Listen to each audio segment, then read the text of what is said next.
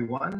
This is Mike, and welcome to my channel, New York Paranormal Investigations. So we're going to talk about a bunch of things. We're going to talk about the city of New York and some things that are going on. I welcome you. So I'm going to stream live. There's no one here but me right now, but I'm going to share this, and then you'll be able to watch it after it's it's recorded. So I'm going to talk to you a little bit today about a phenomenon that I guess only in New York, folks.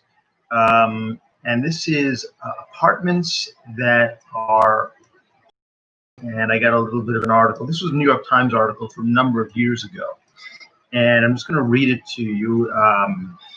It's by Ken Rosen, I think 2016, around Halloween, a little bit after about November.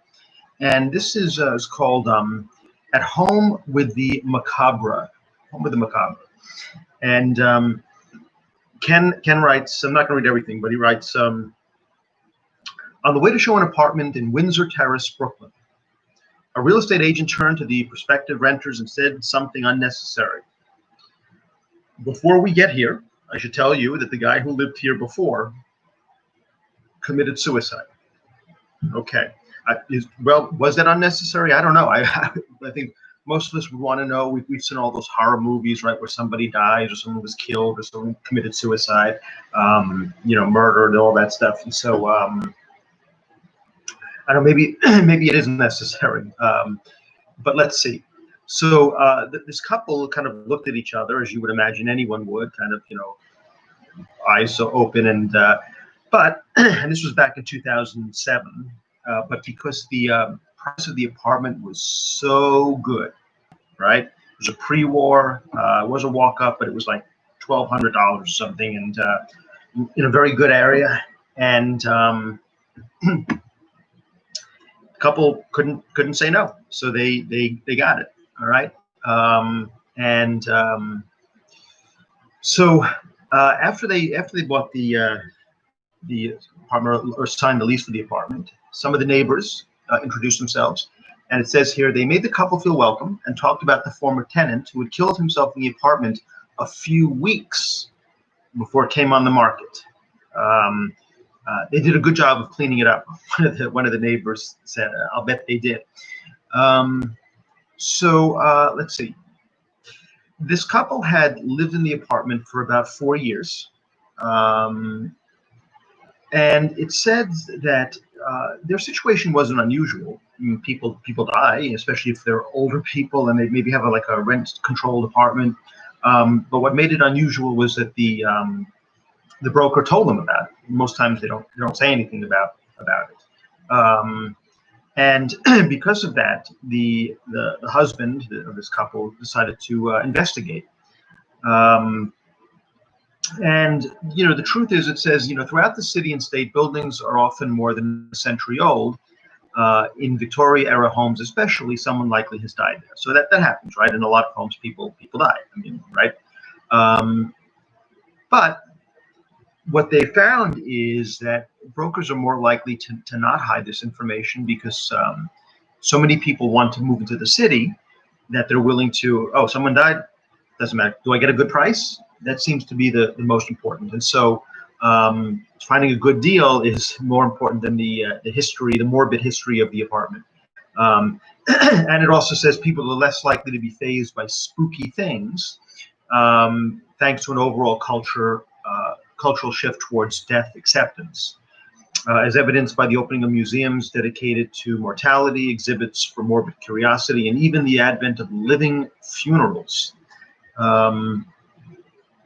Okay, so they also mentioned that because people can use the internet online to investigate the history of all sorts of property, brokers, they need to know just as much, if not more, because a person can go online and find the history, and then if they're not told something about it, say, well, why didn't you tell me?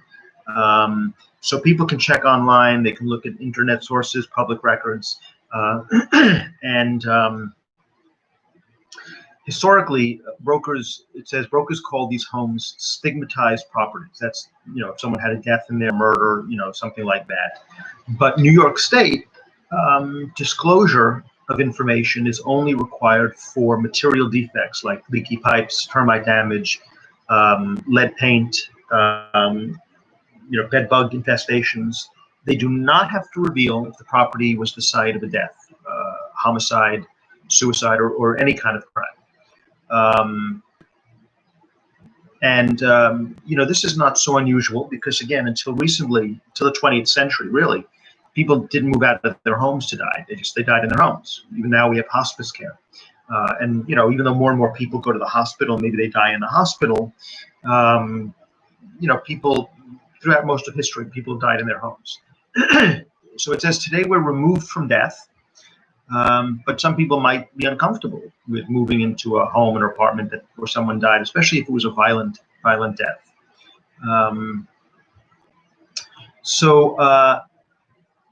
You have information about people died, if it's famous people, but really they want to know, are utilities included? Is there a lien on the property? Are pets allowed? Those are the most common questions. Very rarely do people ask, has someone died in the apartment, or were there felonies committed there? But they also say that disclosing a property's past history may seem ethical, but the fact is most people find out anyway, whether it's doing an internet research or their neighbors tell them, or somehow they just come across information. But what's interesting is that the real estate real estate brokers will tell each other that they probably should disclose. Why not? I mean, it's better to tell the truth, and not worry about any backlash. It says here, media reports can draw unwanted attention to a property. If a resident becomes a public showcase, like the house on Long Island or the Amityville Horror, privacy concerns might drive people away rather than the actual event itself. You don't want gawkers coming in and looking and can disrupt the neighborhood. But other times, homes are destroyed. So the house where Adam Lanza murdered his mother before killing 20 kids and 6 adults in the Newtown, Connecticut massacre, the school killing. It was acquired. The house was acquired by the town and then destroyed because it was a constant reminder, they say, of the evil that resided there.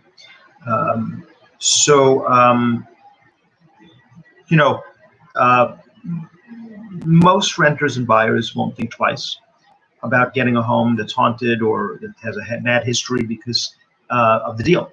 They want to live in New York, and they just want the cheapest price. And usually in a couple of years, the stigma goes away. Most people aren't overly worried about it. There was an example in this article about a renter that went to an apartment where Sid Vicious overdosed, and she learned about it when a neighbor told her. But she didn't think much of it at the time. She said, first, I didn't know who Sid Vicious was, and then other people had lived in that place before her, and it was so renovated so many times that it felt like a completely different apartment. But she did say that she did change the room where she slept. Sometimes as you're dreaming and you're thinking, these thoughts come, but I think that most people understand that there's some unusual stuff. I guess the real problem would be if it's haunted. So there was this one person, a real estate broker, who said that if I was an uninformed person, I think it was the spirits talking to me. But it's just the building. Ghosts are probably just noise pollution, like when you hear those creaking and bumps in the night. And the history is on people's beliefs, and so you start to think the worst. And just because there's a history in the house, the broker said, doesn't mean it's haunted. The article says, though the couple has since moved to a different area in Brooklyn, she credits her success, she's a writer, to the apartment tainted by suicide. Had it not been for that, she would have never delved into other subjects. and add them to her writing. Um, and she felt that the apartment would have been a great place to meet a ghost if ghosts were real, according to her.